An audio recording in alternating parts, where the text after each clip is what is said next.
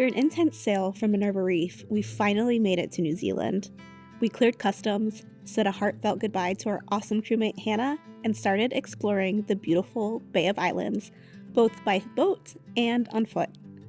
With so many protected anchorages and stunning views, it's an idyllic sailing destination. There's tons to experience in this area, but with so much of New Zealand still ahead of us, we've decided to sail on. Our plan was to sail down to Auckland, but first we would make a detour to Great Barrier Island.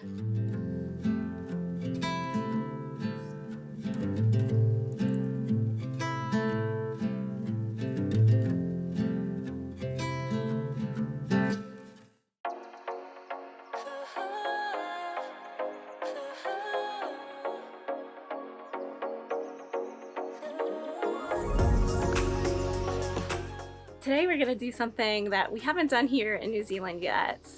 We're going to go for a scuba dive. And the reason that we haven't done any diving here in New Zealand is because the water is a bit cooler than what we're used to coming from the tropics. I believe that the water temperature today is around 62 degrees Fahrenheit, and I think that's 17 degrees Celsius. I typically dive in a 3mm wetsuit, but while here in New Zealand, I purchased a fancy 5mm open cell suit. Gary also has some new gear. He has a hood and some new gloves, but he's still diving in his 3mm wetsuit. But anyway, we'll see how this mission goes. We're gonna gear up and see what we find.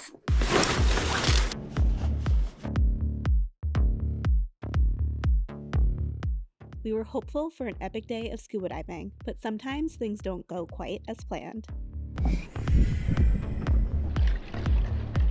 Our neighbors over there probably think that we're having a party, but I'm just shaking up the lube for my wetsuit. I'm just using an old wine bottle. You got your boots again still?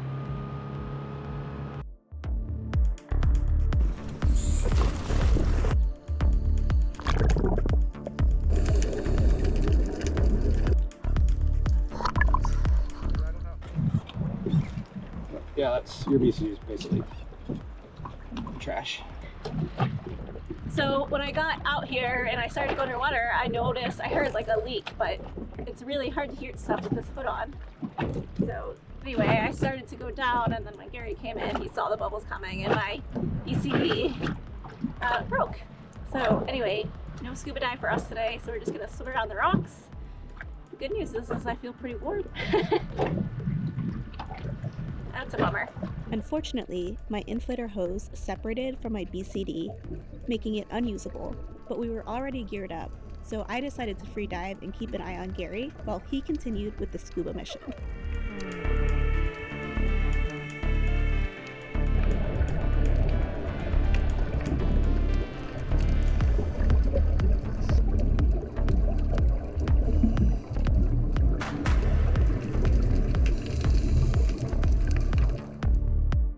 The green-colored water, the unique fish species, and the rocks covered in kelp swaying in the swell were new to us, but Gary had no problems hunting in his new environment.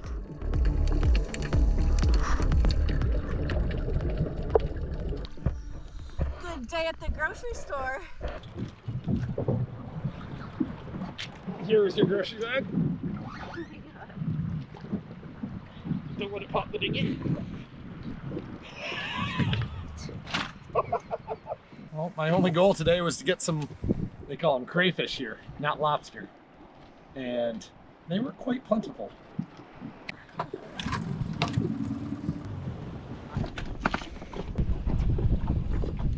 I thought maybe it was just loose. That's what I was hoping, was that just this was loose and it was leaking. But then I went to unthread it and I realized, oh no, the whole thing's cracked. Snapped off. After we assessed the gear failure, I got busy rinsing and cleaning our gear, while Gary laid out his catch and got to work filleting.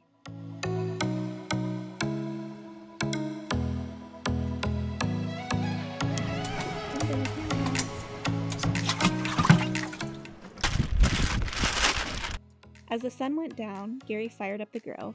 We were eager to try the new species of lobster and fish.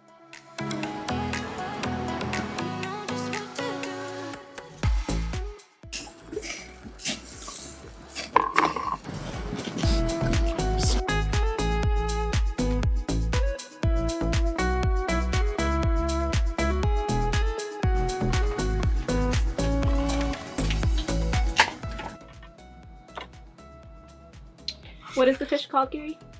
Red moki. It's the first time I've ever had it. Mm-hmm. This is a different lobster too, right? Than what we're used to? Yeah, this is what they call a rock lobster here. Rock lobster. So is it cold water lobster or? Not really. I mean, it's just still a spiny lobster.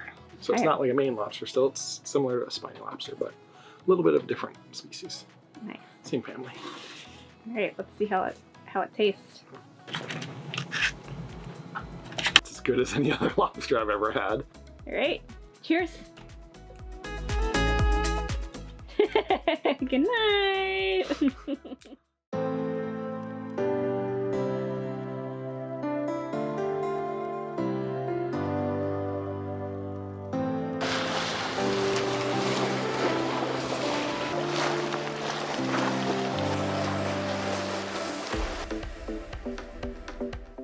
We left the relaxing anchorage of Okie Bay and with the wind directly behind us, rigged up our whisker pole for the downwind sail.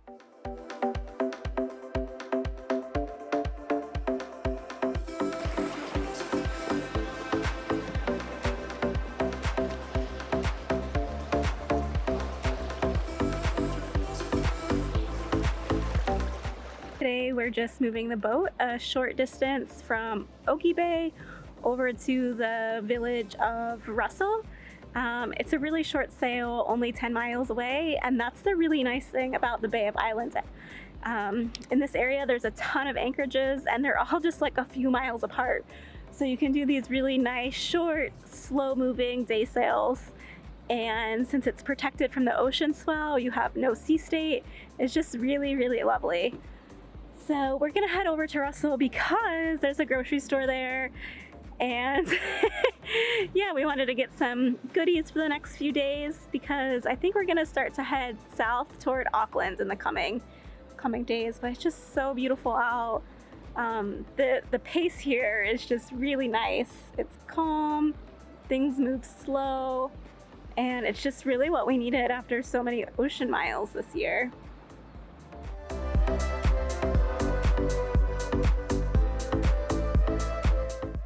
We have our whisker pole out and we're going wing on wing, which is not something we do very often, but it's just so easy here.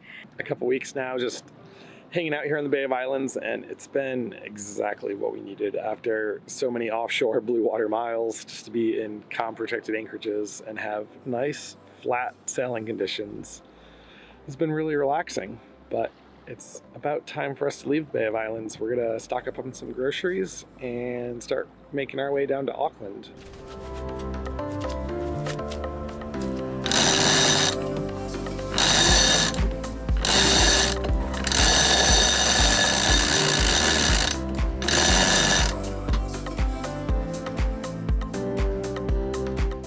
When we approached Russell, we took down our whisker pole and motored the remaining mile into the bay.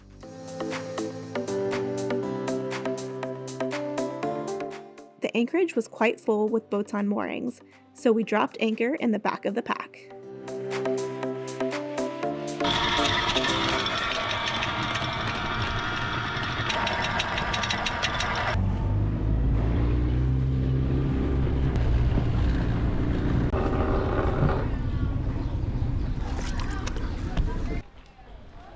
Back in civilization. We spend a week out seeing basically no one.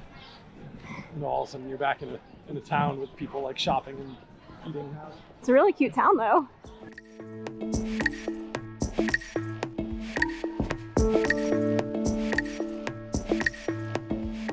Russell is a town with a deep maritime history. Known as the first capital of New Zealand, it was once a bustling hub for whaling ships and European settlers in the early 1800s. Back then, it earned the nickname the Hellhole of the Pacific due to its rowdy reputation. Today, it's a charming seaside town with quaint restaurants, bars, and shops.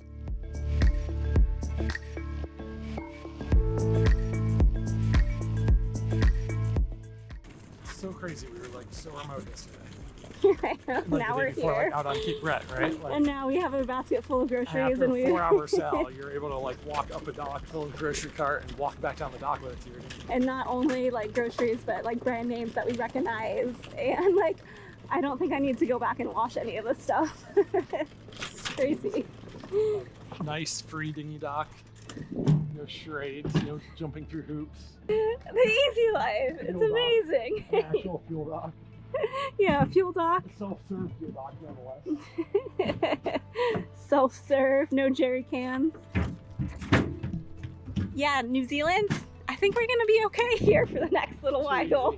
It's too easy. With its familiar feel and infrastructure, much like coastal towns on the northeast coast of the United States, we couldn't help but feel a sense of comfort and ease, a welcome change from the unknown we often experience in the South Pacific Islands. Tomorrow, we're out of here. Finally leaving the Bay of Islands. It's been a nice long stay here and the rest that we needed, but we're going to sail down to Great Barrier Island, which is closer to Auckland. It's about 100 miles from here, so we're gonna do an overnight. And yeah, it'll be our first overnight sail in like a month. It's crazy, but Should be a nice easy one. We should have nice light winds, and it will be coastal sailing. We'll always kind of be just off the coast, so looking forward to a nice easy overnight sail. yep, someplace new. All right, we're just gonna relax, watch these boats race, and we'll see you guys tomorrow.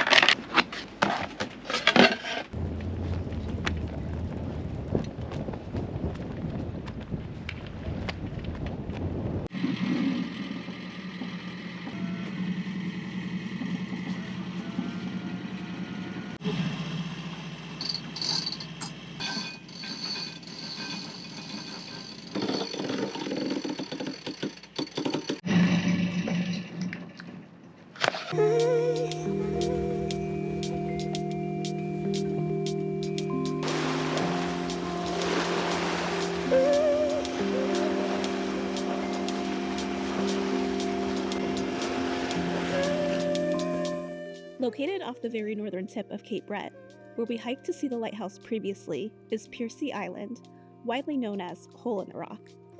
The hole stands at about 60 feet above sea level and was created over centuries by wind and waves. Due to its natural raw beauty, it's a popular place for tour boats to visit, and we felt very privileged to experience it from our own floating home. See some swell making its way in there. On the other side of the island, the wind completely faded away. Instead of motoring onward, Gary got on navionics and discovered Whangamumu Bay. Gotta relax in here. No need to rush anywhere. So we pulled over to stop for the night. Not a bad highway stop. How many miles did we do today? Like 10. 15 maybe. But check out the stop. Why would you not stop here?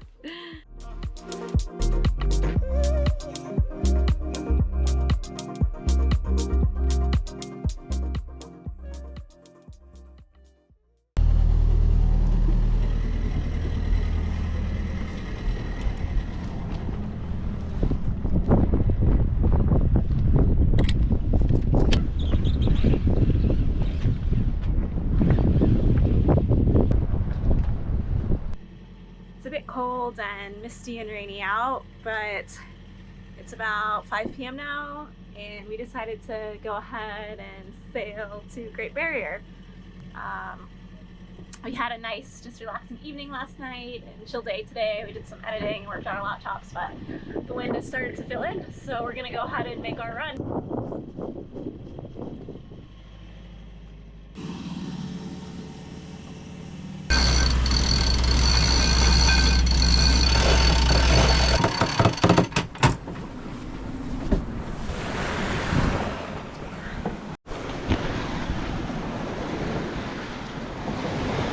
We've decided to put a reef in our head sail, just take it easy throughout the night, and then we can speed up in the morning if we need to. But we have about 80 miles, so if we average about 5 knots, we should be there in the morning.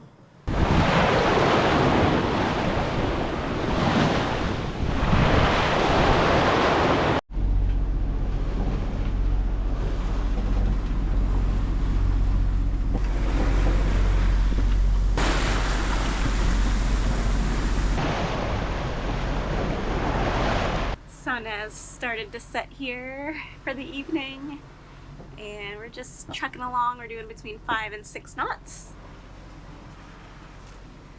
It's been pretty dreary and gloomy out, but it's okay. Hopefully we'll have a nice quiet night. And right now our ETA is to arrive in Great Barrier in the morning.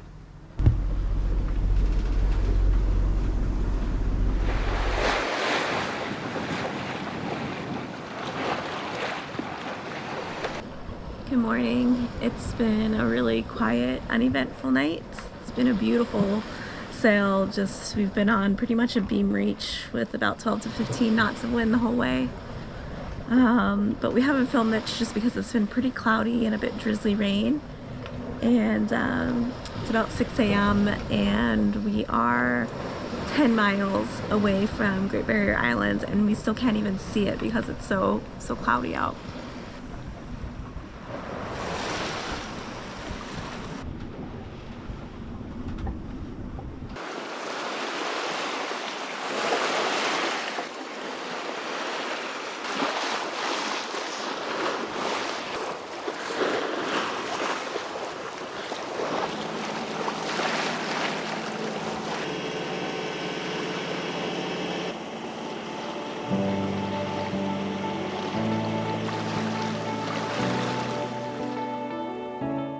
Great Barrier Island is nestled in the Hauraki Gulf, about 62 miles northeast of Auckland.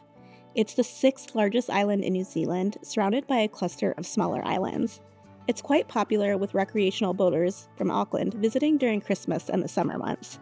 The island also has a small, tight-knit population of just around 1,200 people, all living off-grid.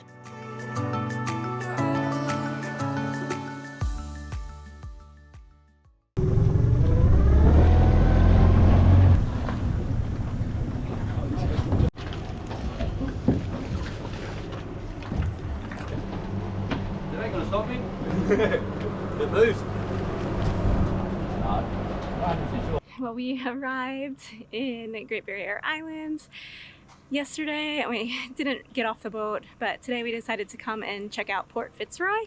And here in Great Barrier Island, unfortunately, there's an invasive seaweed called Caulerpa, so it really limits the places that you can anchor because they're trying to keep it from spreading. So anyway, it's really busy here. It's packed full of boats, but we feel really fortunate that we're able to visit despite the seaweed issue. Port Fitzroy, the island's coastal community, is home to the largest natural harbor in the Gulf, making it a great spot for boaters to seek shelter in almost any weather. With all the protected anchorages and facilities readily available to boaters, it is no surprise why boating is New Zealand's largest recreational activity.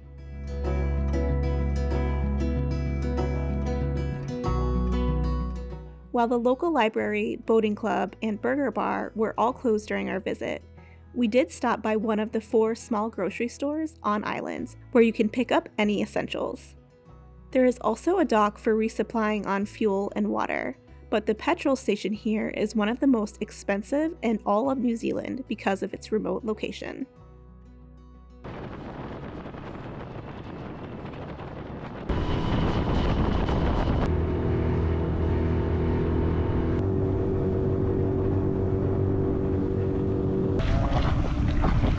There are so many boats here at Great Barrier Island.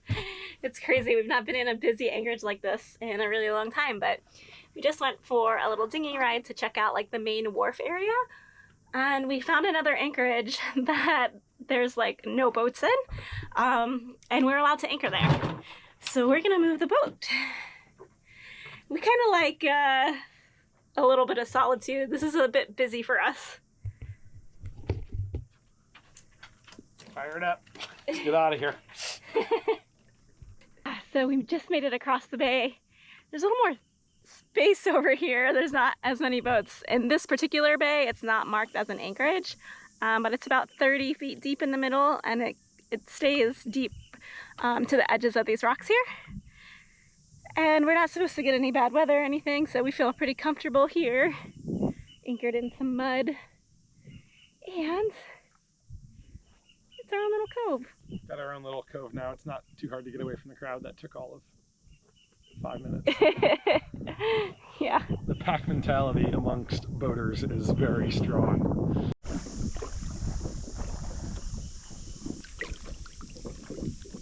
This area that I'm walking on right now is typically underwater, but there is a pretty large tide here at Great Barrier Island.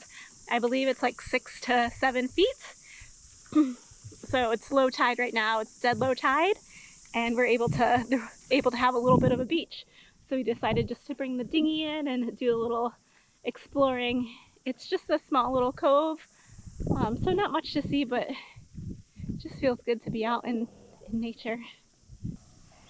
There's One Life, and there's Gary running the dinghy. Look at this.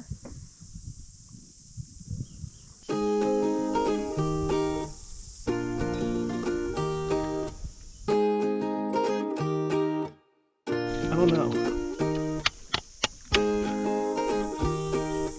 There, do you see like better ones? Tough to get out of there, but I think we'll be able to pull them up. Oh! Look at that one.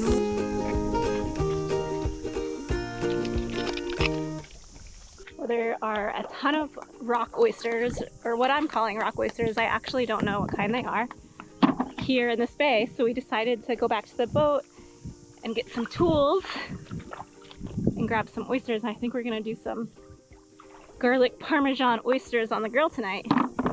Oh, wow. Look at that guy. He is ready.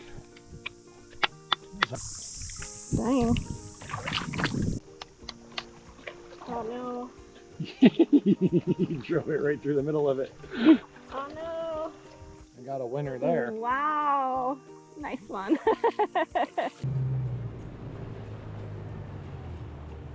All right, we're back on One Life with our oysters. We've got them all shucked, and now it's time to cook them up. So Brooke's got them on a tray, and they're about to go in the oven.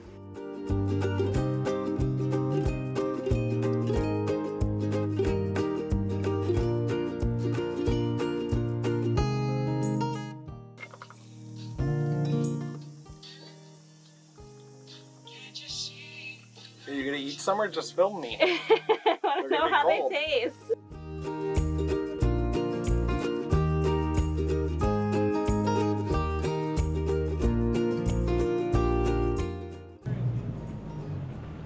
So I tried to get a time lapse of the tidal change, which meant leaving the GoPro up here at low tide, clipped to a tree.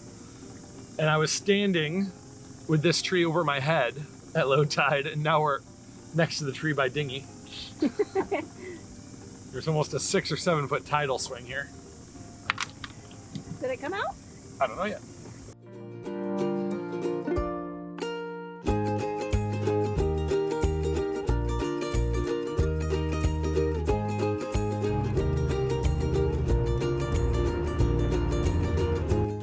We loved our time in the Bay of Islands and Great Barrier Island, but it's time to head to Auckland, where we will be kicking off our next big adventure. We can't wait to share it with you.